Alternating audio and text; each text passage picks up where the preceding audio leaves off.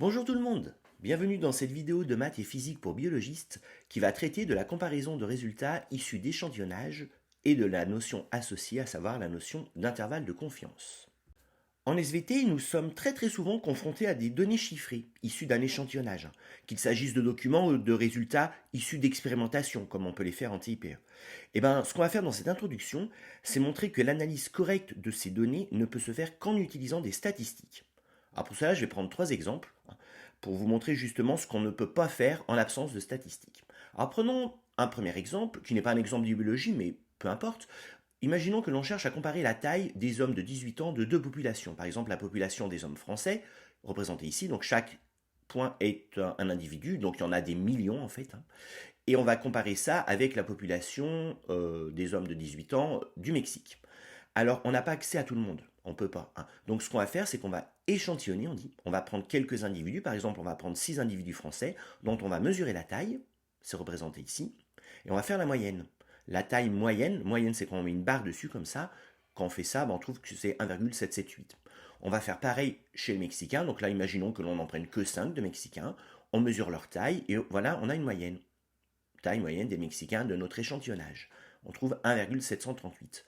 Est-ce qu'on peut, à partir de ça, dire que oui, en moyenne, les hommes français sont plus grands que les hommes mexicains? Alors, on pourrait peut-être dire, ben ouais, pourquoi pas, puisque 1,77 c'est bien plus grand que 1,73, mais on conçoit quand même intuitivement que si on refait l'expérience, on va pas tomber sur les mêmes. Peut-être qu'on va échantillonner celui-là alors qu'avant on avait échantillonné celui-là, et qu'on va avoir peut-être des personnes qui font 1,60 m, pourquoi pas, et on va trouver des tailles moyennes qui sont différentes. Donc chaque fois qu'on va échantillonner, on aura des tailles différentes. Donc on est un petit peu mal à l'aise pour dire à partir d'un seul échantillon, oui les Français sont plus grands en moyenne que les Mexicains. Ce qu'il faudrait en fait, c'est pour être sûr, c'est échantillonner tout le monde, les millions qui sont ici. Les millions qui sont ici, faire les deux moyennes et les comparer. Mais ça, on n'y a pas accès. Donc sans statistiques, on est un petit peu bloqué en fait. Maintenant, je vais prendre un exemple issu de TIPE. Imaginons que l'on cherche à déterminer l'effet d'un engrais X sur la croissance de plants de haricots. Qu'est-ce qu'on fait quand on fait ça en TIPE? On va prendre des plants de haricots, par exemple, on va en prendre 5, on va les faire germer avec l'engrais, on va mesurer leur masse à un certain moment, on va faire la moyenne, hop, j'ai fait ici.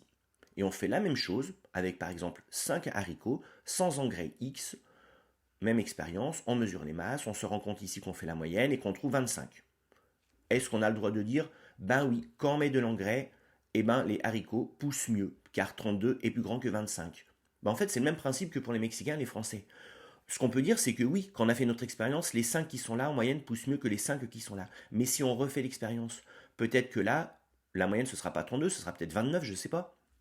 Peut-être que là, la moyenne, imaginons que ce soit des haricots très vigoureux, que ce soit 30, et du coup, on n'obtiendra pas la même chose. Donc, si on refait plein de fois l'expérience, on va tomber sur des choses différentes.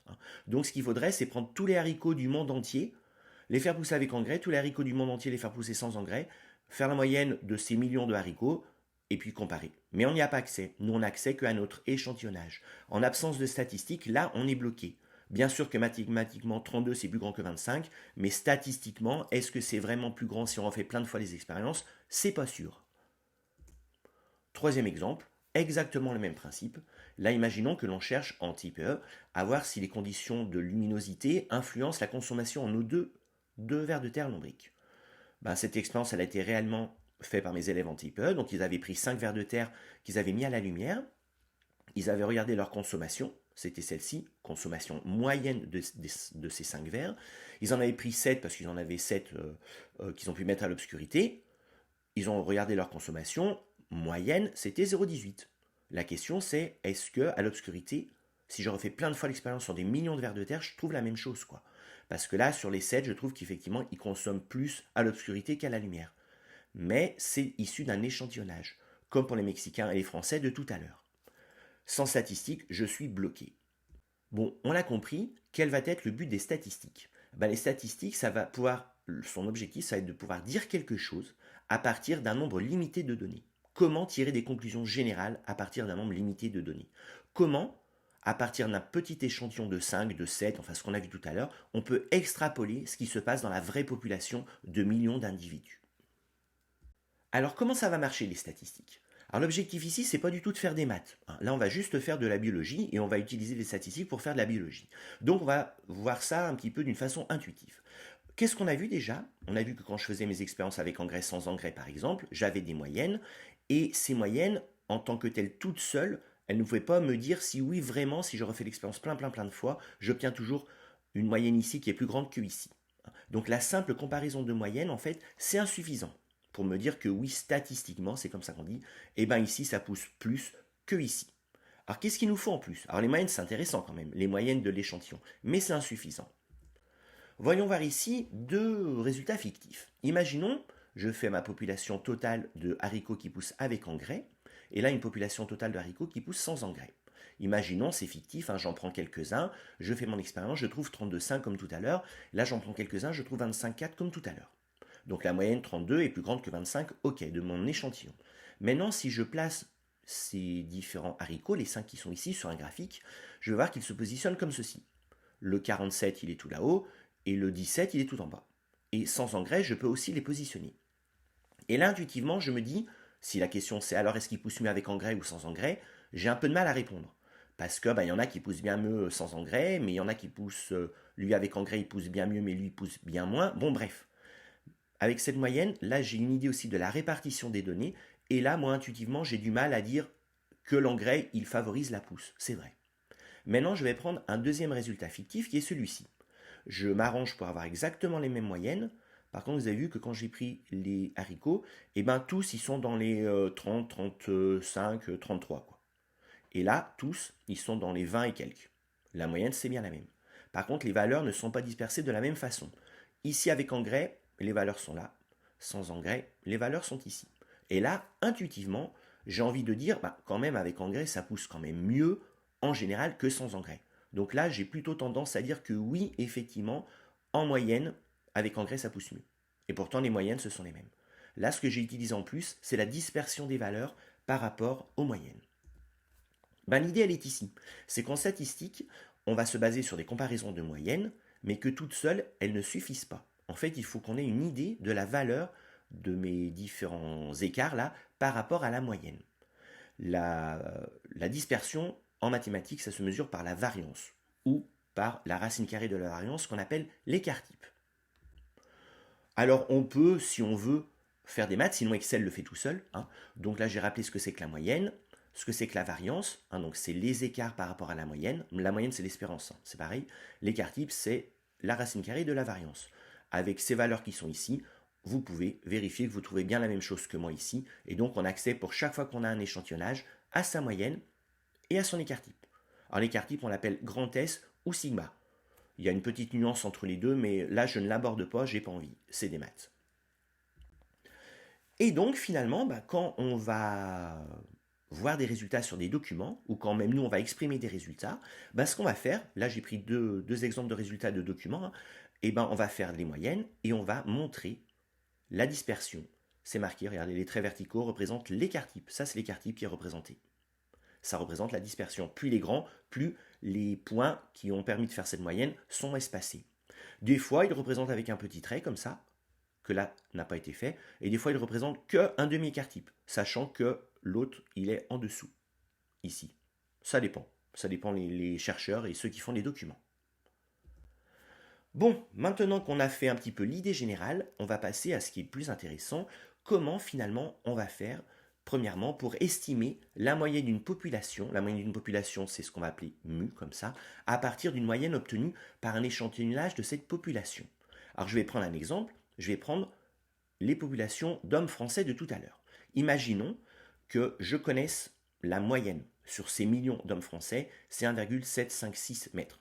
Ça, je l'ai pris sur une donnée de l'INSEE, hein, qui n'a pas interrogé tout le monde, hein, mais elle a fait une estimation, on n'a qu'à dire que ça, c'est la vraie moyenne. Moi, je veux la déterminer, cette vraie moyenne. Alors comment je vais faire? Je ne peux pas mesurer tout le monde. Je ne pouvais pas mesurer tous les vers de terre du monde tout à l'heure. Donc je vais faire un échantillonnage, on dit. Je peux faire un premier échantillonnage, voilà qui est là. Il est fait, j'obtiens X bar c'est la moyenne de mon échantillon, c'est un 742. Je fais un deuxième échantillonnage, j'en ai pris 5 d'individus, j'obtiens ça, j'obtiens un troisième échantillonnage, etc. Bon, je vais m'arrêter un moment, et donc j'ai une moyenne, Et l'idée des statistiques, c'est qu'à partir de cette moyenne que moi je mesure, je vais estimer la vraie moyenne, le mu quoi. Donc à l'aide des statistiques, c'est marqué, on va estimer un intervalle. Alors je ne vais pas pouvoir dire, ah ben la vraie moyenne c'est 1,756, ça ne va pas être possible. Je vais dire, ah la vraie moyenne elle est comprise entre machin et machin. Donc on va estimer ce qu'on appelle un intervalle dans lequel mu, la vraie moyenne qui m'intéresse, a de bonnes chances de se trouver. Et pour ceci, on va utiliser les informations prises sur les X-bars, les moyennes échantillonnées et les écarts-types de mon échantillon. Alors, l'idée, c'est que cet intervalle que je vais construire, il va dépendre de plusieurs choses. La première chose, et ça c'est très intuitif, on comprend que déjà, il va dépendre du niveau de confiance que j'exige, parce que je ne vais pas être sûr à 100%. Alors si moi je vais être sûr à 100%, je pourrais dire ça par exemple, je pourrais dire, ben voilà, les Français, c'est 1,742, et ben je suis sûr à 100% que la vraie moyenne, elle est comprise entre 0 et 3 mètres. Là, j'ai un degré de 100%. Je suis sûr que ça marche. Par contre, est-ce que c'est intéressant, biologiquement parlant, ou même ici, statistiquement parlant, de dire que les Français, leur taille moyenne, c'est entre 0 et 3 mètres? Sans doute que non. Donc, en fait, je vais plutôt diminuer mon niveau de confiance pour finalement faire diminuer mon intervalle. En SVT, on utilise, c'est une convention du monde de la recherche, un intervalle de confiance de 95%. On dit aussi risque alpha de 5%. Ça veut dire que je vais donner un intervalle. Par exemple, je vais dire, à partir de ça, je vais estimer l'intervalle dans lequel est mu. Par exemple, il est entre 1,60 et 1,90. Par contre, j'ai 5% de chance de me tromper. Voilà ce que ça veut dire. Donc, on va donner un intervalle de confiance, on dit à 95%. Comment il va être construit cet intervalle? Il va être construit à partir de x bar, parce que x bar, je comprends qu'il est quand même proche de mu, il l'estime bien. Il va être construit à partir de sigma, ou de S ici. Plus les T1, T2, T3 ici sont très très proches, plus je sens qu'il y a une faible variabilité entre les individus que je prends, et donc plus le x bar il va bien estimer le mu. Donc l'écart type, l'écart des valeurs en fait ici, plus il est grand, plus je vais avoir du mal à estimer le vrai en fait. Donc ça c'est assez intuitif. Et donc on peut maintenant donner la formule de l'intervalle de confiance en question. L'intervalle de confiance, c'est cette formule-là. Alors c'est compris, la vraie moyenne, elle est comprise entre la moyenne que j'ai estimée, plus ou moins quelque chose. Donc plus ou moins quoi? Plus ou moins donc un chiffre, alors, qui dépend du n. La n c'était 4 individus, la n c'était 5 individus. Donc ce chiffre, il est donné par des tables de statisticiens. Moi je vous les ai donnés ici. Et ce chiffre, il est multiplié par s. Plus s est grand, plus j'ai du mal à estimer mu et donc plus mon intervalle il est grand. Et il dépend au dénominateur de n. Parce que plus j'en ai prélevé des individus, plus cette moyenne que j'observe ici, elle va tendre, elle va converger vers mu. C'est assez intuitif ça. Si je prends 10 individus, je trouve une moyenne. Si je prends 10 000 individus, je vais trouver une moyenne qui est proche de la vraie moyenne de la population. Donc ça, c'est l'intervalle de confiance à 95%. Alors, juste une petite remarque, ceci n'est valable que si la variable en question suit une loi normale, ce qui est presque souvent le cas en biologie. Là, la disposition en fait des tailles, elle suit une courbe en cloche. La courbe en cloche, c'est la courbe de la loi normale. Et si jamais ce n'est pas le cas, ça marche aussi quand le n est assez grand. Quand je fais mes calculs, ça c'est une formule donc de l'intervalle de confiance, quand je fais mes calculs, je peux faire mon calcul. Moi j'ai donné directement la réponse, mais vous il suffit de remplacer les x bar et les s à l'intérieur et prendre le bon n et prendre le bon n-1. J'obtiens ces intervalles. Alors voyons ce qu'ils m'ont donné. Par exemple, si j'avais fait cette expérience-là, je trouve que la vraie moyenne elle est entre 1,62 et 1,86. Est-ce le cas? Ah bah oui, c'est le cas. Là, j'avais fait un deuxième échantillonnage, je trouvais que la vraie moyenne, elle était comprise entre ça et ça. C'était toujours le cas.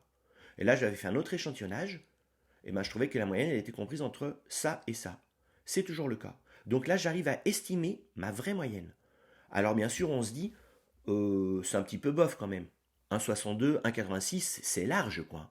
Ouais, mais pourquoi c'est large? Parce qu'à cause de ça. Il faut que j'en prenne plus des individus. Là, si j'en ai pris que 4, bien sûr que mon dénominateur, il est petit, quoi. Donc, en fait, c'est le principe des sondages. Quand ils font des sondages, ils font sur plus de 1000 personnes. Ils s'arrangent pour que là, ce soit racine de 1000, quoi. Et que du coup, mécaniquement, ça baisse l'intervalle de confiance. On peut aussi, quand nous on fait nos expériences en TIPE, s'arranger pour que la variabilité de nos mesures soit minimum. Alors la variabilité biologique, ça on la contrôle pas, mais quand on fait des erreurs de mesure ou des choses comme ça, on peut augmenter S. Donc on peut s'arranger pour faire baisser finalement l'intervalle, quoi. Donc là, ben, c'est très parlant. Alors si j'avais fait 1000 échantillonnages, pas 1000, pardon, 100 échantillonnages, là j'en ai fait 3. Si j'en avais fait 4, si j'en avais fait 5, si j'en ai fait 100, et bien en fait, sur les 100, il y en aurait eu 5 en moyenne où l'intervalle donné n'aurait pas inclus le 1,756. Voilà ce que ça veut dire, l'intervalle de confiance à 95%. Et nous, quand on est en biologie, concrètement, quand on est en biologie, on a nos vers de terre, on fait un échantillonnage, un seul, on mesure sur, je sais pas, 10 vers de terre ou 7 vers de terre, on a nos mesures, et on en déduit, et ben voilà, l'intervalle de confiance pour mu. On a 5% de chance de se tromper, 95% de chance pour que le vrai mu soit là-dedans. Un petit mot ici pour information, uniquement pour ceux qui sont intéressés par l'aspect mathématique. Sinon, vous passez cette diapo, vous allez directement à la suite, et sans problème, on peut comprendre la suite, sans ça. Donc juste un petit mot, c'est intéressant de savoir d'où vient en fait la formule de l'intervalle de confiance. Donc la formule de l'intervalle de confiance, elle vient du fait que x bar, donc ce que j'ai mesuré sur mon échantillon, moins la vraie moyenne sur donc l'écart type sur n-1, et ben ça suit une loi mathématique, qui est la loi de Student à n-1 degré de liberté. Donc la loi de Student, alors on est dans les probabilités continues ici, donc c'est comme dans la loi normale, l'air sous la courbe nous donne la probabilité. Et donc quand je prends par exemple, imaginons que j'ai fait n égale 10 fois 10 haricots ou 10 mexicains de tout à l'heure, donc j'ai mon n égale 10, et donc les tables, comme les tables des lois normales, en fait nous donnent, quand n égale, donc là c'est pour n-1, donc quand n-1 ça fait 9, 2,26, je l'ai placé là, le 2,26. Le moins 2,26, c'est centré sur 0, c'est comme la loi normale centrée réduite. Et bien ça nous dit quoi? Ça nous dit que la probabilité que cette chose qui est ici soit comprise entre moins 2,26 et plus 2,26, et ben elle est de 95%. 95% de l'air, c'est ce que moi j'ai grisé ici, sous la courbe, elle est ici. Les 5% sont à gauche et à droite, 2,5 et 2,5. Donc ça nous dit que la probabilité, je l'ai dit, que ce machin soit compris entre le t et le t, c'est 0,95. Et ensuite, quand je résous, en passant ce qui est au dénominateur à gauche et à droite, en mettant le x bar de chaque côté, j'obtiens ma formule de l'intervalle de confiance. La probabilité que mon mu soit compris entre x bar moins mon t en question t-1, ça et ça, c'est 0,95. Donc ça vient d'ici. Alors attention, ça suit cette loi uniquement si x est une loi normale. Et ou bien, je peux utiliser le théorème central limite en disant que ça ne suit pas une loi normale, mais comme n il est très grand, et ça tend quand même à suivre cette loi de Student. Bon, revenons à ce qui est plus intéressant pour nous, finalement concrètement. Concrètement, comment ça va marcher? Regardons, là j'ai une population de vers de terre, à l'obscurité, qui consomment du dioxygène. Moi je vais en prendre que 5. Je vais mesurer leur consommation en dioxygène, consommation que j'obtiens ici, et à partir de ça, je peux donc dire, voilà, en moyenne, ces vers de terre, les 5, ils ont consommé 0,18. Je peux avoir mon S, je peux avoir mon N, je peux aller dans la table de tout à l'heure, chercher le coefficient de Student, T4, et je peux à partir de ça construire un intervalle de confiance. Et là, mon intervalle de confiance, je l'ai, et il me dit quoi? Et ça, c'est puissant. Il me dit que ma vraie moyenne, si j'avais pris les millions de vers de terre du monde, à l'obscurité, et la vraie moyenne, elle est entre 0,130 et 0,230. Moi, j'ai obtenu 0,18. Ça, c'est centré sur 0,18. Et concrètement, je vais l'exprimer comment quand je vais faire mon résultat de TIPE? Comme ceci. Je vais bâtir donc un intervalle de confiance, c'est pas le sigma. Là, je vais bien mettre dans ma légende, c'est pas marqué ici, mais je vais bien dire ce qui est représenté, c'est l'intervalle de confiance à 95%. Là, c'est ma moyenne de mon échantillonnage. Et la vraie moyenne, le vrai mu, il est compris entre 0,130 et 0,230. Voilà ce que les stats m'ont permis de faire. Elles m'ont permis donc d'estimer une vraie moyenne à partir d'une mesure que moi j'ai fait ponctuellement sur 5 individus. Bien sûr que si je juge que c'est trop grand TPE, il ne faut pas que j'en prenne 5, il faut que j'en prenne, 10 ou 15 si je peux, si j'ai le temps et l'argent. Et dans ce cas, je vais mécaniquement diminuer mon intervalle de confiance. Nous venons de voir à l'instant comment on fait pour estimer une véritable moyenne d'une population à partir d'une moyenne obtenue par un échantillonnage. En biologie, sur les documents, très souvent, ce qui nous intéresse, c'est de faire des comparaisons. Par exemple, là, de comparer ce qui se passe à l'obscurité et ce qui se passe à la lumière. Donc dans ce cas, comment on va faire? On a plusieurs possibilités. La première possibilité, c'est de loin la plus simple, c'est de comparer les deux intervalles de confiance que j'obtiens dans mes deux cas. Par exemple, ici, donc j'ai obtenu un échantillonnage, j'ai obtenu donc les moyennes, l'écart type, etc. J'en ai obtenu un intervalle de confiance. Ici, de la même façon, j'ai obtenu un intervalle de confiance. Et quand je compare les deux, ben, qu'est-ce que je dis concrètement? Je dis que la vraie moyenne, ici à l'obscurité, elle est quelque part par ici, avec un risque de 5% de me tromper, soit. Et là, la vraie moyenne, elle est quelque part par ici. Est-ce que ça se recoupe, ça? Ben, la réponse est non. Ça ne se recoupe pas, là, le maximum c'est 123 et là le minimum c'est 130. Donc je peux en déduire comme ça, simplement visuellement, en comparant les intervalles de confiance qui ne se recoupent pas, je peux dire, bah oui, j'ai la preuve qu'à l'obscurité, effectivement, les vers de terre, ils consomment plus de dioxygène qu'à la lumière. Donc ça, c'est une première possibilité, c'est une comparaison visuelle. Alors on a un petit problème quand on fait ça, c'est quand ça se recoupe. Parce que quand ça se recoupe, théoriquement, on ne sait pas. On ne sait pas. Si jamais ça se recoupe, on ne sait pas la vraie moyenne où elle est ici et la vraie moyenne où elle est ici. Si ça se recoupe, peut-être que c'est lui qui est plus grand que celui-ci, ou peut-être que c'est lui qui est plus grand que celui-ci. Je parle bien sûr des vraies moyennes des populations. Donc dans ce cas, ben, le test on dit qu'il n'est pas assez puissant. On va faire une autre possibilité, c'est réaliser un test sur la différence des moyennes. Alors là, je vous le présente ici, mais on peut aussi totalement l'ignorer si on est imperméable à ce style de formule et tout simplement l'appliquer. C'est ce que font beaucoup de chercheurs en biologie. Ça s'appelle le test T ou le test de Student. Il est disponible sur Excel. On peut lui demander tout simplement de faire le test pour nous. Alors on peut aussi le comprendre. Hein. En fait, on va regarder donc l'intervalle de confiance de la différence des deux moyennes des deux populations. Et on va calculer un intervalle de confiance qui est celui-ci.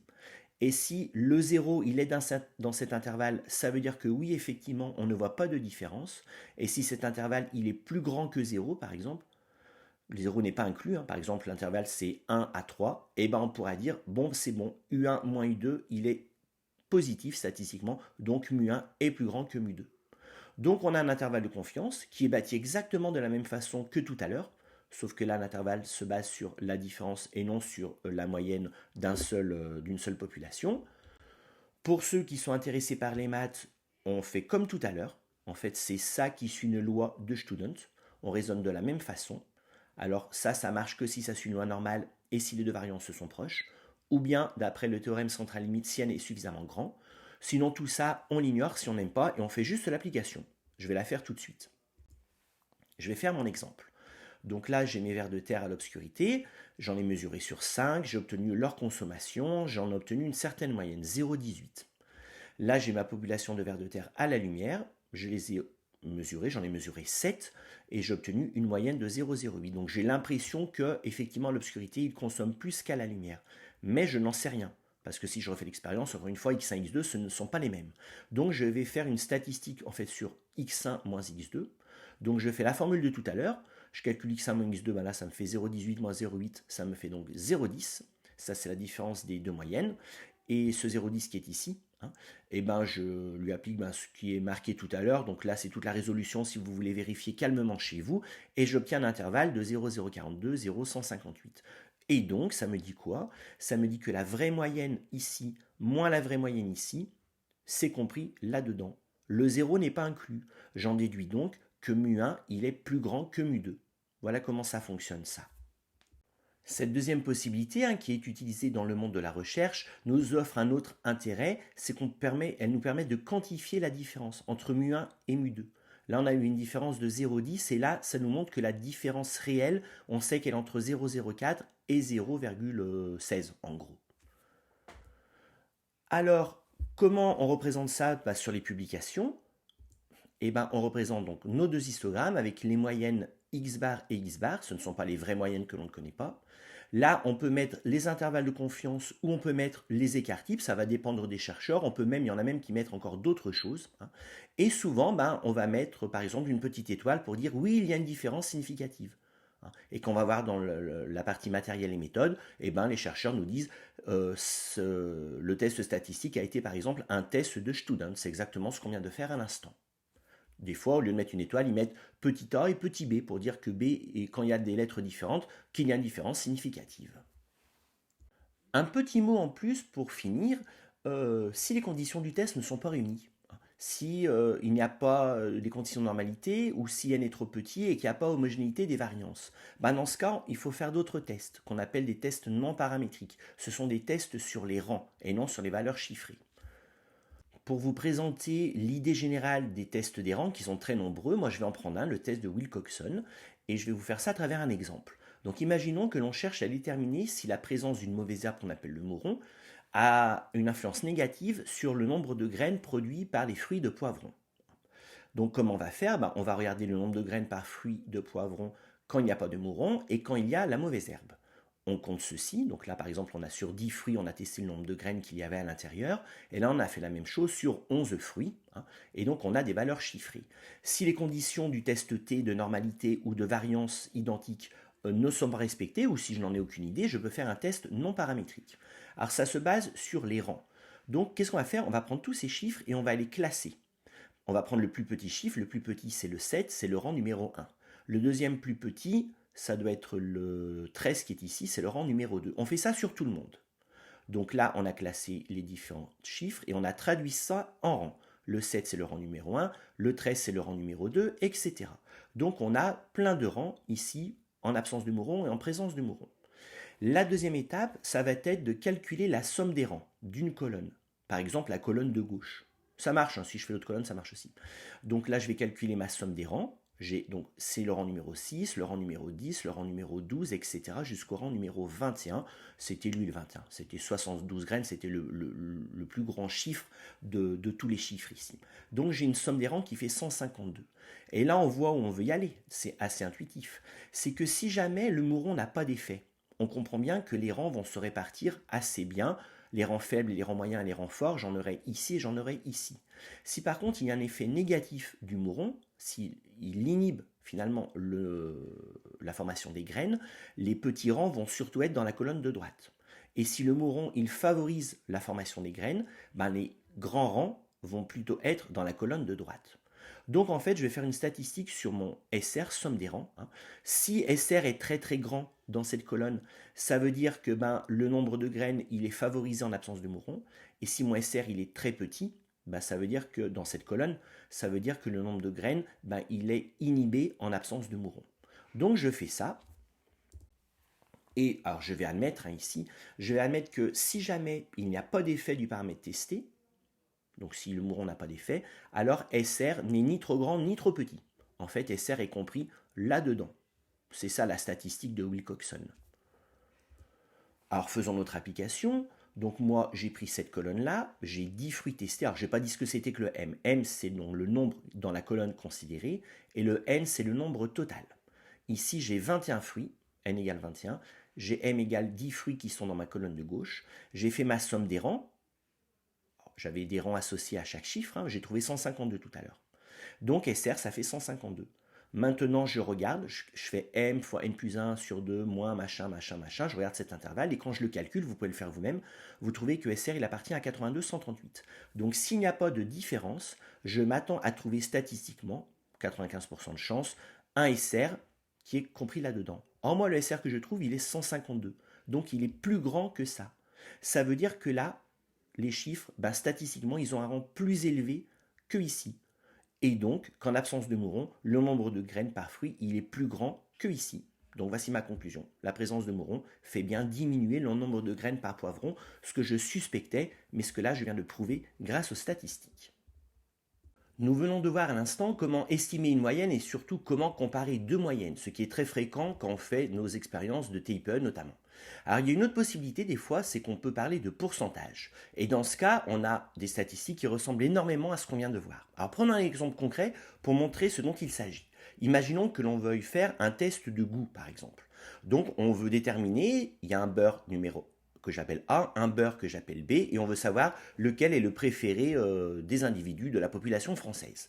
Donc ce que l'on peut faire, c'est on peut échantillonner, demander à N personnes, par exemple N égale 20 personnes, on leur fait goûter le beurre A, on leur fait goûter leur beurre B, et on leur demande quel est leur préféré. Imaginons qu'il y en a 16 sur 20 qui préfèrent le beurre A, et 4 sur 20 qui préfèrent le beurre B, ce qui nous fait donc 80% qui préfèrent le A. Comme tout à l'heure, est-ce qu'on peut en déduire que le beurre A est le beurre préféré des Français? C'est la question qu'on se pose, parce que si on refait l'expérience, comme d'habitude, on ne va pas trouver 16 sur 20, peut-être qu'il y en aura 14 ou peut-être qu'il y en aura même que 5 qui préfèrent le A. Donc comment faire? Eh bien on fait comme tout à l'heure, on peut bâtir un intervalle de confiance qui utilise cette proportion que je mesure moi dans mon échantillon afin d'estimer la véritable proportion que j'appellerais pi en fait, c'est marqué ici, de la population. Et l'intervalle de confiance de ce pourcentage de la population générale est donné par cette formule qui ressemble énormément à celle de tout à l'heure. Hein. J'ai un racine de n ici, là j'ai une variance au carré et racine carrée, donc un écart type, et là j'ai le 1,96 qui est comme la table de Student, mais quand n tend vers l'infini. En fait là j'utilise la table de la loi normale. Peu importe, hein, si on ne connaît pas tout ça, on peut juste appliquer et ça marche. Attention, cette formule n'est valable que si n est assez grand. Si n est plus grand que 20, bon là je suis vraiment à la limite, j'ai pris 20 individus. Alors quand je fais mon calcul, eh ben, j'obtiens un intervalle de confiance qui est de 62 à 98%. Je peux donc dire que statistiquement, effectivement, le beurre A est préféré par rapport au beurre B, puisque le 50% est en dehors de cet intervalle de confiance. J'ai toujours 5% de chance de me tromper, mais j'ai toujours 5% de chance de me tromper, mais je n'en parle jamais quand je fais mes statistiques, hein, sinon ce serait tout le temps, il faudrait rajouter cette petite phrase qui est juste, hein, mais qu'on ne fait pas dans la pratique.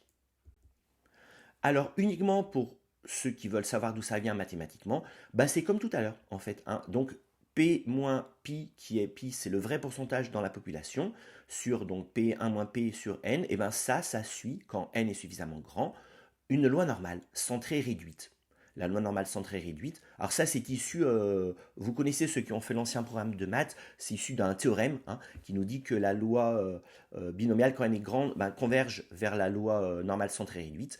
Et donc, on peut dire, on va prendre juste ce qui est ici, quand on utilise la table de la loi normale centrée réduite, que la probabilité qu'on soit entre moins 1,96 et 1,96, c'est 95%.